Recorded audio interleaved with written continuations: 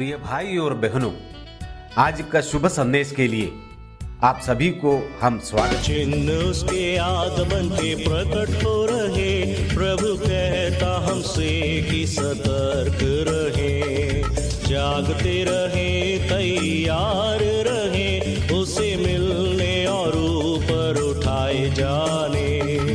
आता है यीशु, आता है, वह बादलों पर आता है, आता है यीशु, आता है, वह बादलों पर आता है। आगमन उसकी बहुत करीब है, प्रियजनों हम सब तैयार रहे। आगमन उसकी बहुत करीब है, प्रियजनों हम सब तैयार रहे। आज का संदेश ब्रदर नेल्सन थॉमस मुंबई से बांटा जाएगा।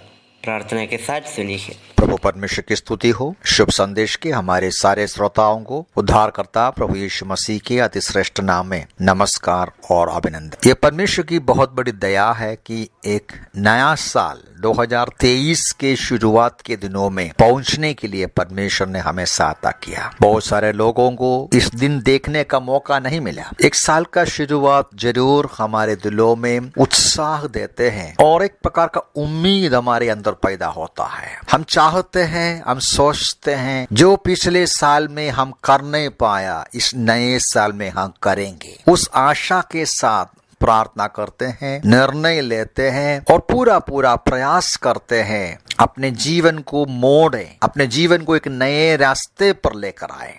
उदाहरण के तौर पर जो कसरत कर नहीं पाया वो कसरत करने का निर्णय लेते हैं। जो समय को बचा नहीं सका वो समय बचाने का निर्णय लेते हैं। और बराबर वचन नहीं पढ़ा वो पढ़ने का निर्णय लेते हैं। और इस प्रकार जीवन के कई क्षेत्रों में बहुत सारे लोग निर्णय लेते हैं। एक विश्वासी के रूप में हमारी सबसे बड़ी आवश्यकता क्या है? हमारी प्राथमिकता क्या होना चाहिए? क्या पैसा कमाना, तंदुरुस्ती बढ़ाना या और कुछ करना है? परमेश्वर का वचन से हम समझ सकते हैं हमारी सबसे बड़ी आवश्यकता हमारे प्रभु परमेश्वर को करीब से पहचानना है। इसलिए प्यारो, इस नए साल के शुरुआत के दिनों में इस प्रकार का एक इच्छा हमारे अंदर बने, प्रभु को और ज्यादा मैं पहचान पायो। दाऊद का एक भजन मैं आपके सामने पढ़कर सुनाना चाहता हूँ। भजन 27 का 14 पद, Psalm 27 verse 4। मैंने यहोवा से एक वर मांगा है, मैं उसी के यत्न में लगा रहूंगा कि मैं अपने जीवन भर यहोवा के भवन में ही निवास करने पाऊं, जिसे यहोवा की मनोहरता निहारता रहो और उसके मंदिर में उसका ध्यान करता रहो। मैं एक बात परमेश्वर से मांगा, मैं एक बात के लिए मेहनत करता हूँ, यत्न करता हूँ, परमेश्वर के भवन में बैठकर परमेश्वर की मनोहरता को दे। प्रेरित पौलुस भी इस प्रकार फिलिपियों की पत्री उसका 3 अध्याय में वो कहते हैं 8वां पद, इससे भी बढ़कर मैं अपने प्रभु यीशु मसीह के ज्ञान की श्रेष्ठता के कारण सब बातों को तुच्छ समझता, जिसके कारण मैंने सब वस्तुओं की हानि उठाई है और उन्हें कूड़ा समझता हूँ, जिससे मैं मसीह को प्राप्त करूं। दूसरे शब्दों में पौलुस कहते हैं मसीह को जानना, मसीह के ज्ञान में बढ़ना, यीशु मसीह को प्राप्त करना, वो ही मेरा जीवन का सबसे बड़ी लक्ष्य है, उद्देश्य है। 10वां पद में कहते हैं जिससे कि मैं उसको और उसके जी उठने की सामर्थ्य को तथा उसके साथ दुखों में सहभागी होने का मर्म को जानूं। हम जानते हैं प्रेरित पौलुस का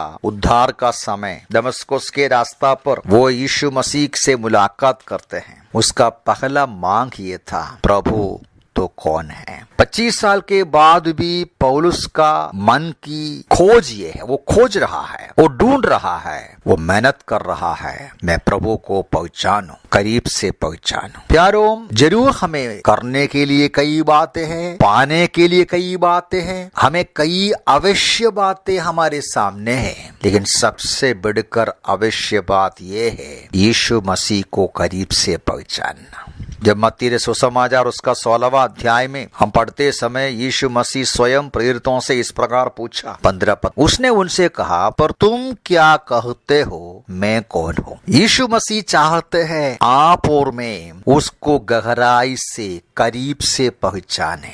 वो आपसे पूछ रहा है, आप मेरे बारे में क्या सोचते हो? लोग क्या सोचते हो? आप क्या सोचते हो? प्यारो, आज दुनिया में लोग यीशु मसीह को कई प्रकार सोचते हैं। कोई गुरु जानते हैं, मानते हैं, नबी मानते हैं, एक अच्छा पुण्य पुरुष मानते हैं, कई देवी देवताओं में एक मानते हैं। लेकिन पवित्र शास्त्र बाइबल हमारे सामने यीशु मसीह को प्रस्तुत करते हैं परमेश्वर का पुत्र, जो सनातन काल से विराजमान मनुष्य का रूप धारण करके संसार पे आया, 33.5 साल इस पृथ्वी पर रहकर और हमारे लिए प्रायश्चित का बलिदान होने के पश्चात मृतकों में से जी उठकर स्वर्ग में विराजमान उस सनातन परमेश्वर का पुत्र है यीशु मसीह। ये पहचान, करीब से उसको पहचानना उसकी इच्छा है। प्रभु हमसे पूछते हैं, तुम क्या कहते हो, मैं कौन हूँ?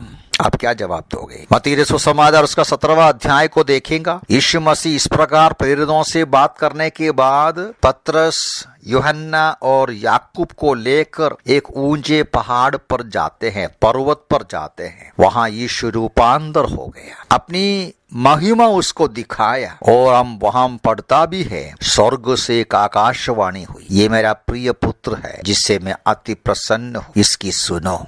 तो इसका मतलब प्रभु यीशु मसीह चाहते हैं कि अपने लोग उसको, उसकी महिमा, उसका श्रेष्ठता को पहचाने। हम जानते हैं यीशु मसीह का मृत्यु के बाद पुनरुत्थान होते हैं, मृतकों में से जी उठते हैं। 40 दिन प्रेरितों के साथ रहकर उनको बराबर समझाया कि वो जीवित है।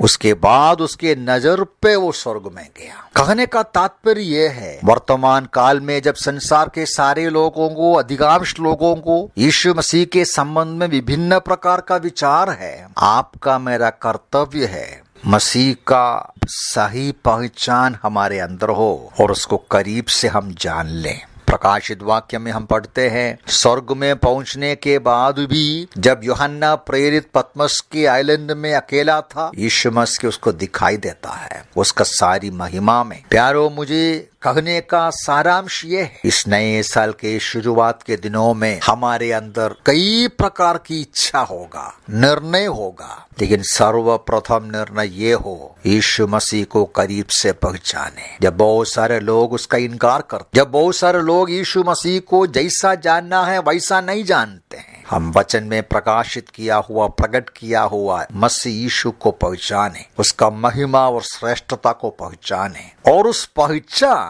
हमारे जीवन में परिवर्तन लाएगा, हमारे जीवन में रूपांतर लाएगा, हमारे मसीही जीवन को बलवंत करेगा। हम उस पर प्रभु की इच्छा है तो अधिक गहराई से बाद में देखेंगे। प्रभु हमें सहायता करें। जैसा दाऊद ने कहा, मैं एक बार मांगा, मैं परमेश्वर के भवन में बैठूं, उसकी मनोहरता को देखूं। हम प्रभु की मनोहरता को प्रभु का वचन से देखेंगे, उस वचन को पढ़ेंगे, उसके शब्दों को सुनेंगे और उसको करीब से पहचान कर उसकी इच्छा को पूरा करेंगे। प्रभु के नाम की महिमा हो।